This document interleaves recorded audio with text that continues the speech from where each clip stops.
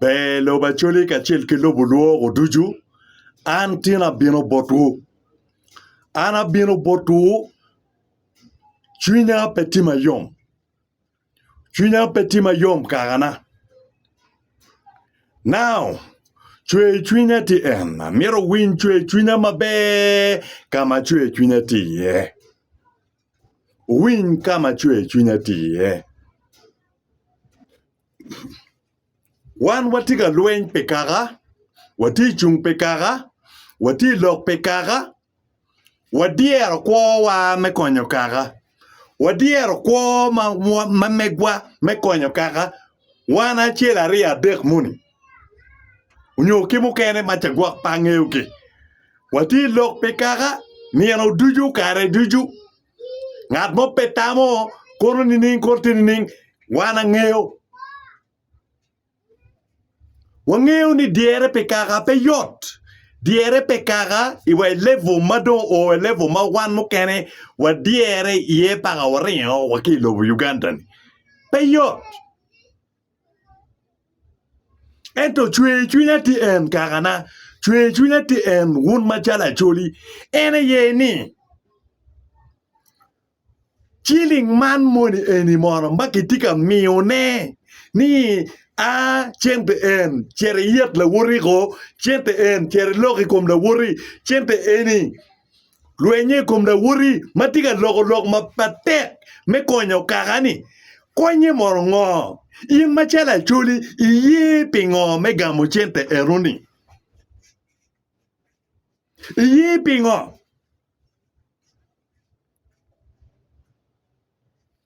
tien manicharo karo adek idwe fudi mapekara chiel dano adek ugo anachim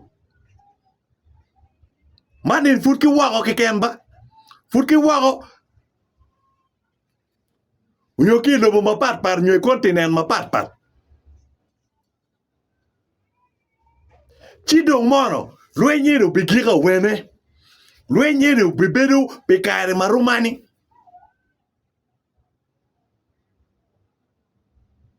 Ubiberu pikar barumani.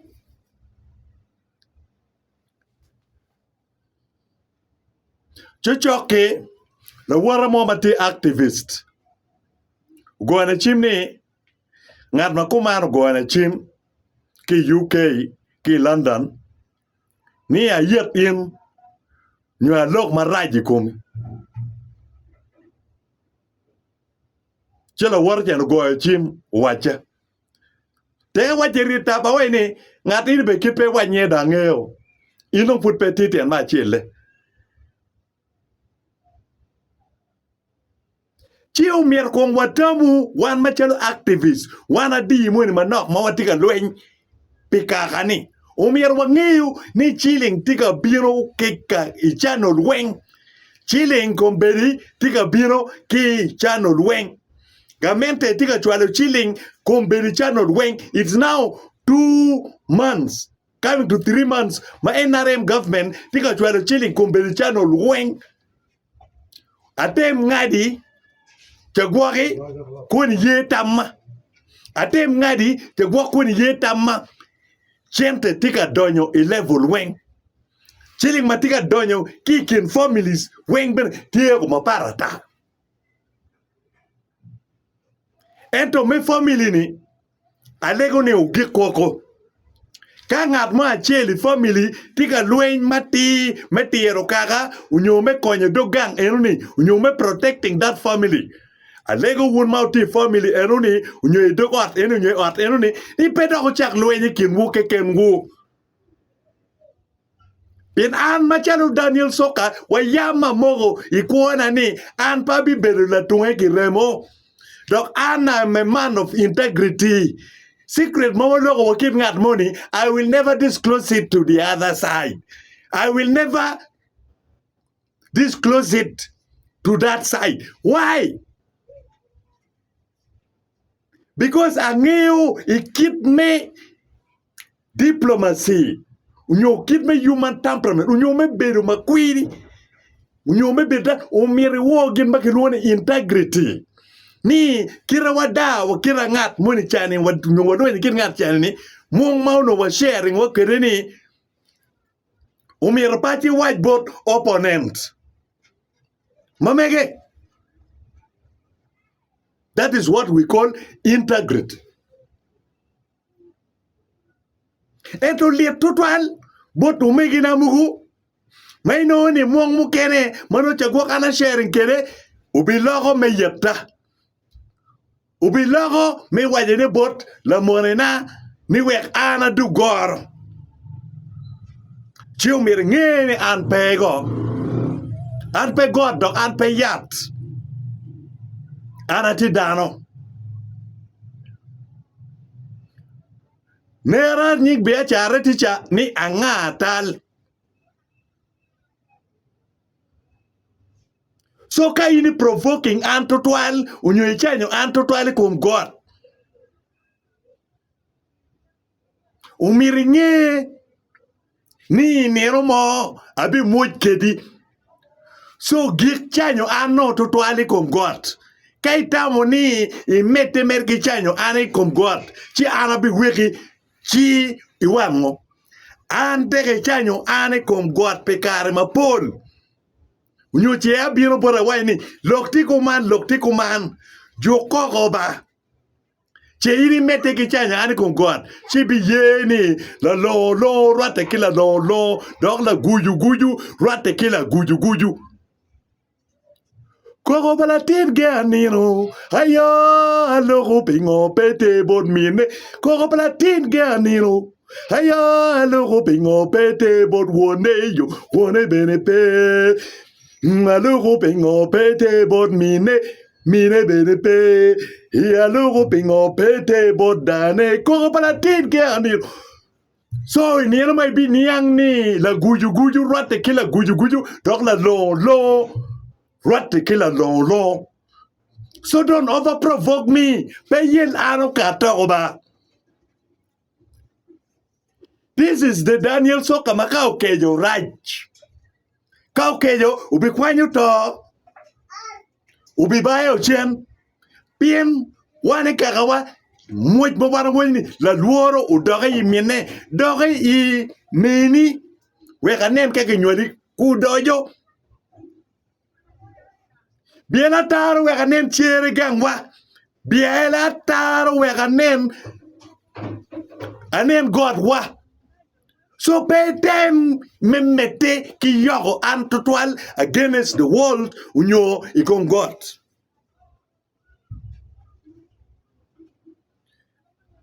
Akanyo ki chel kiriyo ki dek chalo dano. Kado kar wel kwe nago chino dong. Abino adrogo ginma kiloni when diplomacy fails, violence take over. Abiano ni ngeo ni anati logi kum in bene.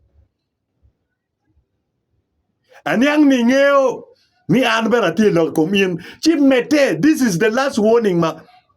This is the last warning. Pien Daniel Soka tero kejo ubibedo right. Loyo mudugu. Tere weko Daniel Soka okejo. Chibinyang ni Daniel Soka kara. Ka okejo right kuman. Ibi chako mako kori. Ibi chako jolo chak kikichi. Unyo ibi chako jolo nyigi mona rio. Mapinchani kichi. Ati chiriba nyaga. Ati chiriba wubi. Yo me lwen duomba. Kan admir tawni Daniel Soka tiki yo me lwen kiken chagwak YouTube unyo on speech unyo lock social media. Chibi nere mukene. When the man in a dark court came knocking at your door. Ibi ni mo ka ngat mo rugu koti machol upieno ka kon de golani. Amira wechi do achiri ma gigi. And after chiki ni ma chiki ni ibi nail action. Pira chiki ma chune chue jute total menero Daniel Soka chune chue. ni walok muong wakedi ento ngeniara di ichet ka disclosing muong mawana lok wana kedi do he selling an out to eno right irom ke yuda maudo bu yesu right by rom ki chatan right banoyo irom kemien guok mamudu la ten na oni. So pay provoking Daniel Soka. So one machan lutiana chuli ma wan watiga luen ket wu pa ma luonying dano wana chela ria de kora di monini utimbe ni pe betraying la wuri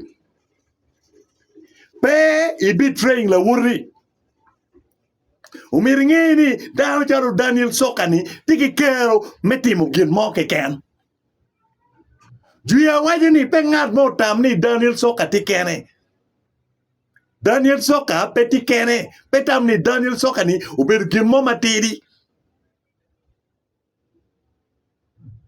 Soka pe nyang chinero mo ibi nyang achuli unyo buk paloriego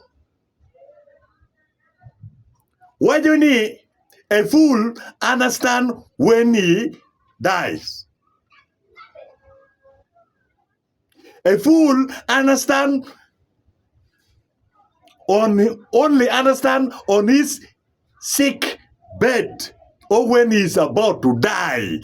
Ileba chule wajini la mengyang no uta unyonyang no ichawa mano ruk chokto ene chako nyang. Pien ma ini jogo ifonyo iwajini pe chat la wuriba pe dub la wuriba pe gam chene remuba pe gam chente me remo me dub la wuriba pe winyo pien ni eneno ni chente ene edon kuj kiken kuj badiri lobo kany ene dano pe chente so a waju doka nueni gik charo merigo pilok me chente Gichar la merugo pilok mechente. This could be the final warning in any action. Take a noyo, take a made step bokirachiel. Because this is Daniel Soka, Makipe we analyzing kuman berumor when you look chi analyzing no ngeo pingo A tikaja, pingo B tikaja instead of A, pingo X tikaja instead of Z, pingo D tikaja instead of Q. So umiringe, I am a very smart person. In my brain, in my reasoning, I am very smart. I did human temperaments. I studied human psychology. I look at a person like this and I know this one falls in this category. This one is saying this because that happened there, because the other one has said like this, like that. Because I do only analyze situation.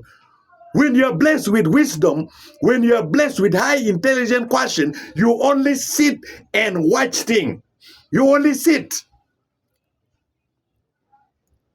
And I am one of the best chess player to go make it chess.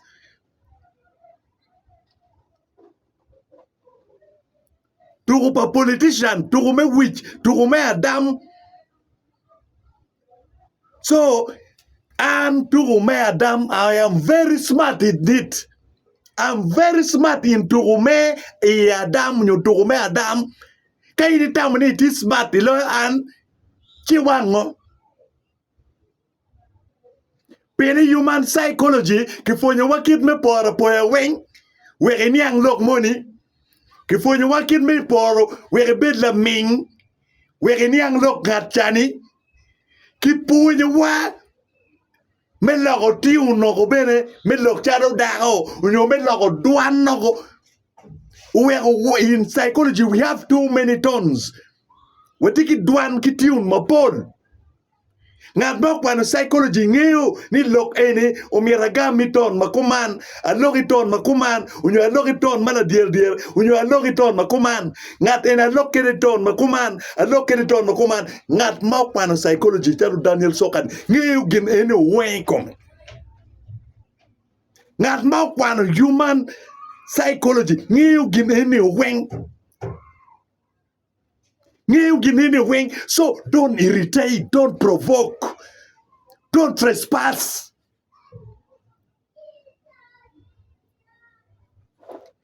Actually, wuru mero chara actually la wot wumano pi mwakati. Mukene kwaro ne furu birla chadano. Kumbere futika meteke charo dano.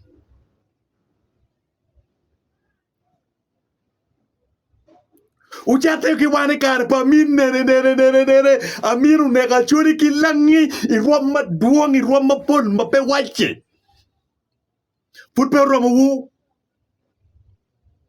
uchate ki dare kare pa chilil nere chililu nego lutiera chuli mati innocent madua ta mapola ta uchate ki dare kare pa Alice la kwena gene ki dumin nego nyomaro ne Joseph Coin unega chuli madua ta innocently. Umiro kuo kiremo pa chuli. Umiro kuo kiremo pa chuli. Pia wene. Mawuru bichara chuli. Gin mawa bichara timone ena ye. An ai umiro kichulke an ai. A lot bo. Unyobanya bo. Kichulki. Kibo. Te an mabe. Wek anatiri mabe. Don't irritate an marajwini. Why do you expect ni ando mira bet katero in mabe? Tuang wille. Utuang wille.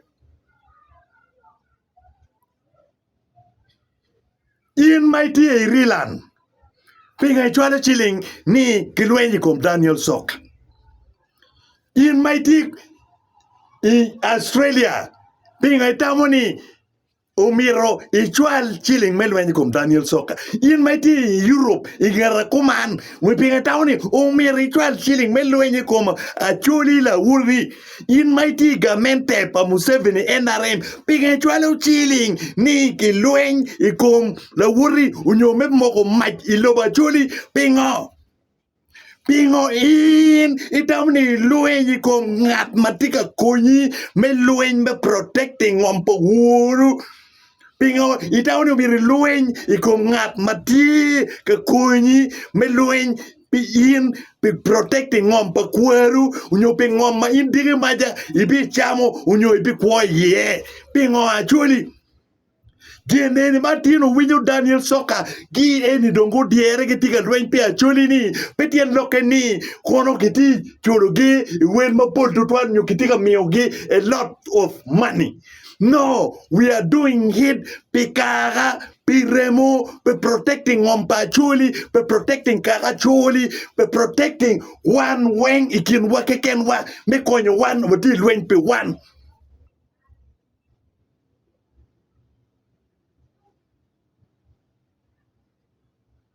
Uneno waya wero, ye, uyinyo chente. Uneno waya chane, ye, wayinyo chente. Lutino kich duong, monto duong, ticha tiuni, tiu pigendo, ticha tiuni, piun, ticha tiuni, piwan, ticha tiuni, piun, ticha tiuni, piwan. Pujo yo nego wa tiego wa do luen pa coin Joseph coin Giki Museveni ku tiego wa go lo bachuri kando aminu tiego wa do luen tiego lo bachuri go do lo merogo ke lo more pa kaga ku tiego wa no kaga do pingo wan machalo kaga wa chulu dok chente ni umiro wan kin wa ke ken wa bit ka luen pingo wan machalo kaga wa luen yo dok kin wa ke ken wa guaido wang wa ke ken wa una chuli Pingo do dugu cha chala la lu. Mamaro chinen kene. Unyo chamo chine kene. Pingo dugu cha chala la lu. Akakau. Maro chin la wore. Kene. Pingo dugu cha chala bueno. Pingo un machala chuli udugu chawe level enuni. Eni pechan eni miu chan ko. An pa yeni chan di ya chuli. Chan pe maungat matiki ngom. Kau no bed down ma woro. Chano wan muken en ma woro lobo muken ma pon. Ma woro lobo muken ma inoni gi pega wa gi culture.